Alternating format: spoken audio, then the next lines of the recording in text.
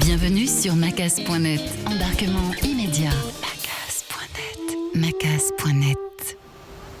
Bonjour, je suis Jean-Jacques Manceau et je suis très heureux de partager avec tous les Macasiens et tous les Macasiennes et avec Jean-Baptiste l'annonce de la sortie d'un ouvrage consacré au Club Med. Ça s'appelle Les Batailles du Trident aux éditions Talendier, un livre qui sort le 28 juin.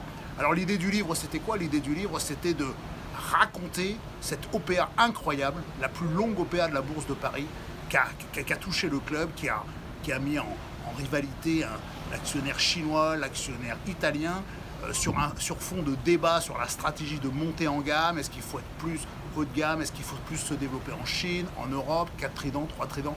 Tous ces débats pendant 2 ans, ça a été une incroyable bataille faite de mensonges, de dénigrement. Le club en a pris, comme on dit, plein la gueule. Et c'est vrai que la direction a été très durement affectée par cette bataille. Et là, vraiment, j'ai voulu raconter les dessous de cette histoire, avec force anecdote, retrouver et voir tous les dessous de cette histoire et de cette OPA qui a quand même mobilisé le club pendant 2 ans. 2 ans pendant lesquels beaucoup de projets ont été ralentis. On le voit bien avec Céphalou, qu'on a inauguré cette semaine avec le Club Med. Jean-Baptiste, tu y étais, je le sais. Céphalou, c'est un projet qui a été retardé. C'est un projet qui aurait pu sortir de terre 1 ou 2 ans avant. Il y a eu effectivement d'autres projets qui ont été retardés. C'est le cas de la rénovation de Sheraton Beach.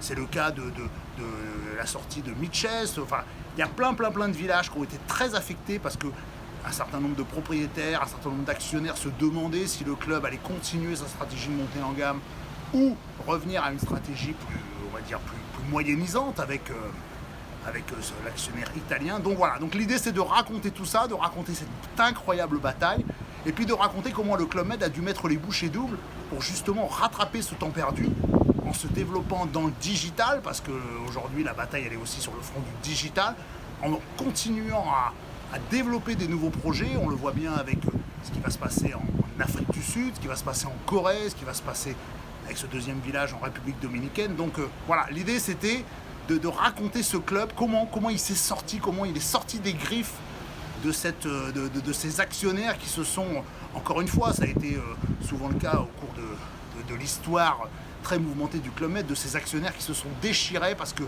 le Club Med, ça reste une marque mythique, ça reste la marque la plus connue du tourisme, celle qui fait rêver, celle qui fait fantasmer, beaucoup critiquée pendant sa montée en gamme, mais qui est une marque qui est assez fan, et donc vous êtes.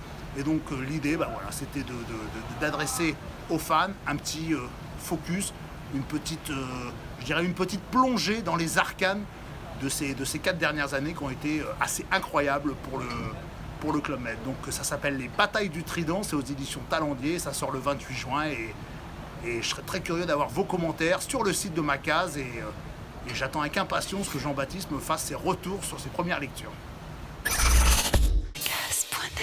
Macas.net.